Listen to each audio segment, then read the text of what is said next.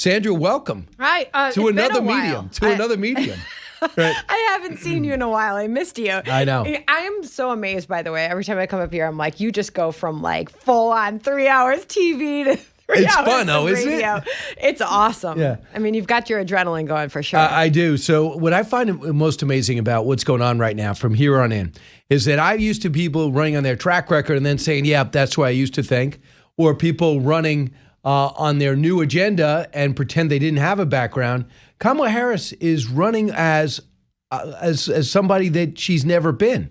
She's not running as somebody that wanted to stop fracking or offshore drilling. She's not running for someone that wanted to get rid of private health insurance. She's not running as somebody who wanted to decriminalize border crossings.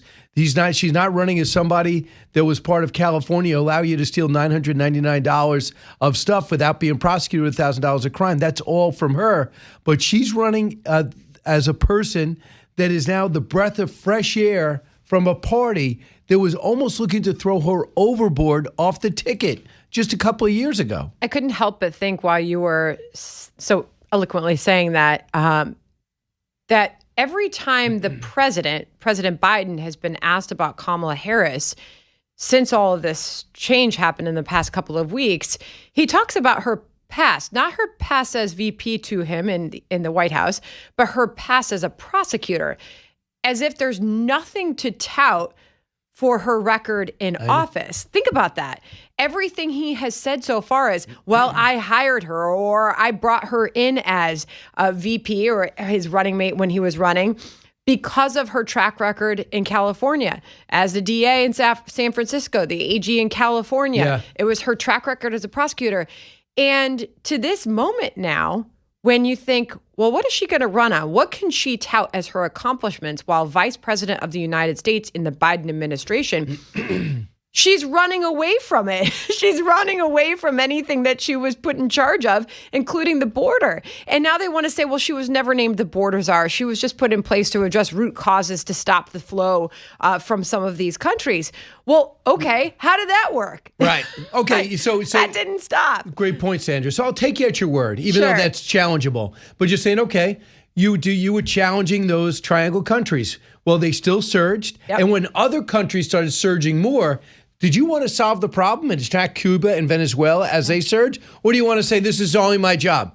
It's your job to serve the country. Just so you know, for the record, she was the border czar. Unless Axios was wrong when they wrote as a headline, Biden puts Harris in charge of the border crisis. Yep. Unless NBC News was wrong when they said Harris tasked with stemming the illegal immigration on the southern border. Unless the Washington Post was wrong when they wrote the column, Biden taps Harris to handle the border crisis. Add to that the AP headline as well. And none of those headlines were ever disputed by the White House. Right, until now. Now. So then they said, okay, the biggest disaster ever was the Afghanistan withdrawal.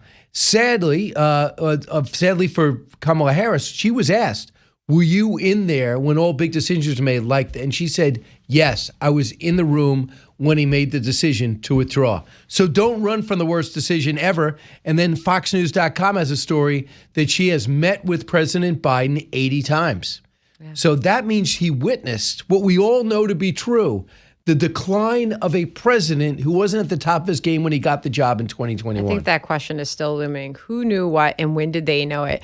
Came to mind last week. We were covering the White House press briefing, and John Kirby stepped up to the microphone. I said, wow. I was with you in studio, actually. This is the first time, what did he know? And when did he know it? And he was asked point blank after that debate performance that brought all of this into question. He was asked, have you heard concerns from any, world leaders about what we are seeing from this president? No concerns at all. Well, quite clearly, that is not the case. When you saw the statements that came out from a lot of our allies, from all our leaders saying, oh, well, this is the responsible decision for the president to step down and let somebody else run. Well, responsible, well, why? Because there was a decline in his mental acuity? Right. Something that we all saw. It was downplayed by this White House until it wasn't. So we all knew that he was the best, he was fine, he was going to win until that debate happened. I think the other sub-story is who pushed for that debate on the left. Mm-hmm. Someone must have known that he couldn't perform. He's been locking up behind closed doors, locking up in meetings, and they thought, well, put him out there. And Donald Trump, I'm just saying this is what do they call it? When they say three-dimensional chess. Mm-hmm. So then they said, well, Donald Trump came out and said, I'll debate you anytime, anywhere. Yep. So they go, what if we put it out there? Trump's going to accept, which, by the way, I didn't know Trump was going to accept without negotiating. You're almost saying it would have been better for him if he hadn't, because this would have been pushed down the road. But someone had to play three-dimensional chess and saying, if you put it out there, challenge him to a debate, he'll accept, and he'll beat you so badly, you'll have to drop out. Did someone play that game? So Chuck Schumer, when it became clear that the polls were dropping and his performance was subpar, and with Lester Holt, with Stephanopoulos, and with Ed Gordon of BET, and with all the money drying up, Chuck Schumer went out and met with him 1 week before he ultimately decided to drop out. And basically it's been reported that he said, you have to do it, think about it for a week, but you got to drop out. So he was asked that yesterday, cut 21. For history, for the record, did you in any way suggest to the president that he should leave the presidential race on July 13th? Well, first, let's look at President Biden's record. He's had one of the most amazing presidencies we've had in decades. I respect the amazing things he's done. We worked together on many of them. But just for history, though, what was your role, what was your intention with that meeting with him on July 13th? Yeah, I'm not going to get into the specifics, but President Biden will walk away from the presidency with his head held high. Well, so he didn't want to admit it. And these are the people touting save democracy, and they're hiding the mental acuity, the mental decline of our president. Great Think point. about that for a second. But twice he said, in the most amazing presidencies, you hear this from a lot of Democrats right now. They tout what they say is one of the most amazing presidencies of our lifetime, with one of the most amazing records. Never followed up with, what will his legacy be? What was it? What was so amazing about that record? I mean, look at the concern from the American voter about what is happening with immigration right now. I thought about it when we were talking immigration on the show earlier today, and Steve Doocy said, well, that can be fact-checked. When Democrats are coming out with this talking point that border crossings are down compared to Trump. Wait a second. People don't need to be told the numbers. They feel it. I think about my hometown of Chicago and what they have dealt with there, and the city council meetings that have erupted in violence and anger because their soccer fields have been taken over, their police precincts have been overrun, their parks are crowded out. You can't even go for a stroll anymore in a city you pay sky-high taxes to live in, because the migrant crisis has taken over. People don't need the numbers. They don't need to be told the numbers. They feel it. It's come to their town. It's come to their backyard. So if the White House wants to tout their record on immigration and compared to the Trump years, everyone will tell you we are worse off now when it comes to the number of migrants in this country. What about crime? Sandra, do you think anybody in Washington, D.C. think crime is down? No. So they say violent crime is down. That's what they say. But in terms of actual crime around the cities, in robberies and burglaries and assaults, they're through the roof. And a lot of the times the numbers are down because they don't prosecute anymore. Mm-hmm. So when you talk about arrests, they were down. When you talk about prosecutions, they're down because of these DAs. So when Pete Buttigieg got on our channel and said, no one on Fox understands that crime is down. No, you could just ask anybody. And when they say illegal immigrants don't commit crime, tell that to Lakeland Riley and Rachel Marin and what we saw here in New York City. So these people don't understand that our reality goes beyond slogans and 30-second ads. Amen. It will trump it all. I was just thinking about the D.C. crime, and just a personal story on that. I was leaving the morning after the White House Correspondents' Dinner, and it was, at that point we were so heavy in the coverage of crime because we haven't moved on to full 2024 coverage yet, and beyond, obviously what we have been dealt now.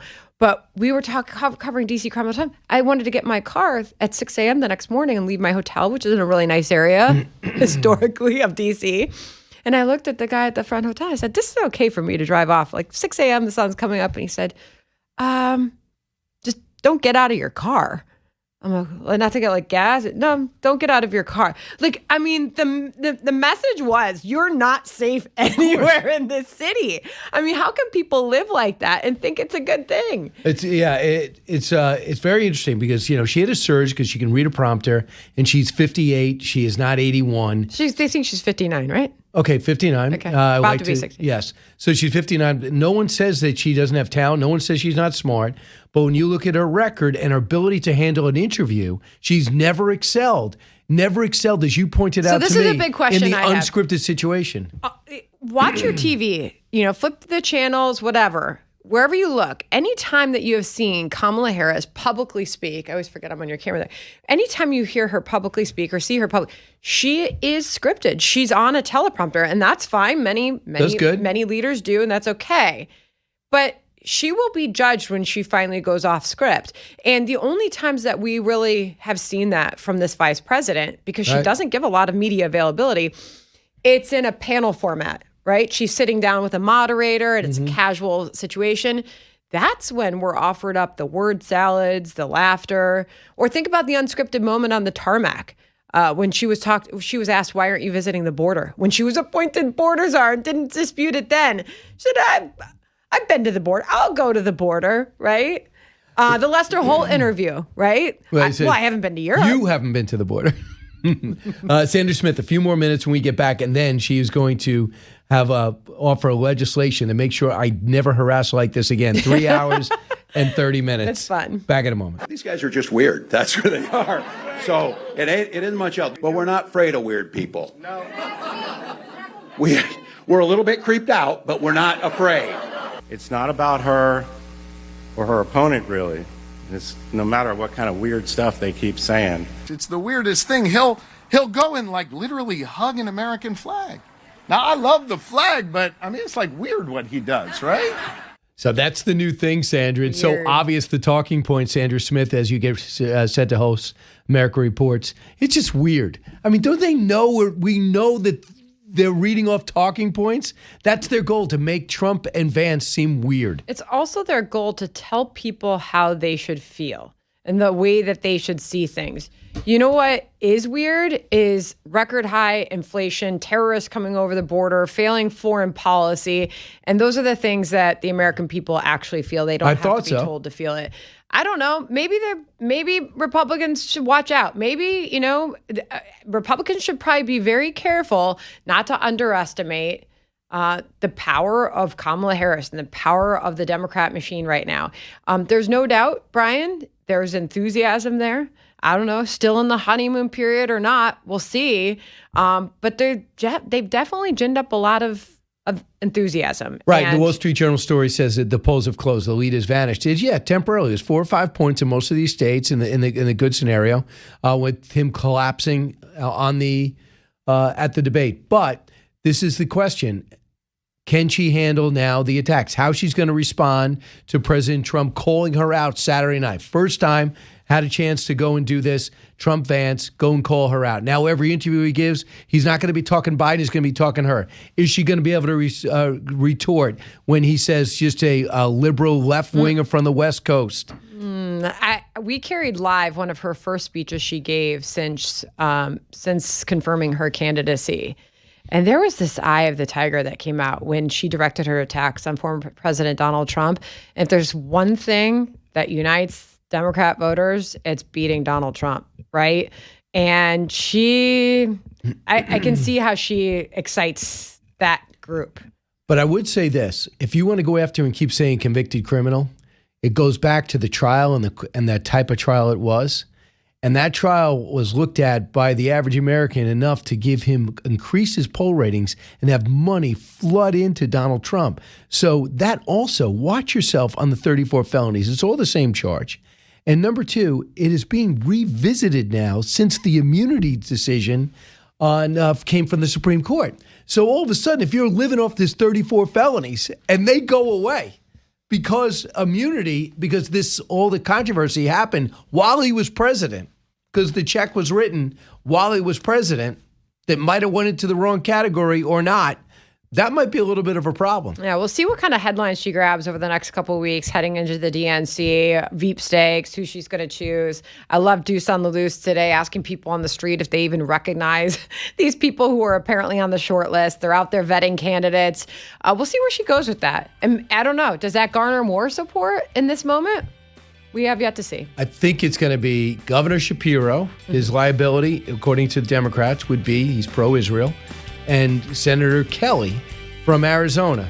I don't know his liability. He's got a lot of assets. This Kelly seems to make most sense, but they don't want to give up that seat, which is going to be hard to retain in Arizona.